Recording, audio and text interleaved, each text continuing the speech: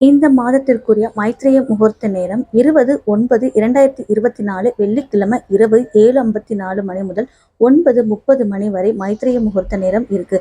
இரவு நேரத்துல தான் வந்திருக்கு. இந்த நேரத்துல உங்களுடைய கடன் தொகையிலிருந்து ஒரு சிறு தொகையை திருப்பி கொடுக்க வேண்டும். இந்த நேரத்தில் வங்கிகள் எதுவும் இருக்காது.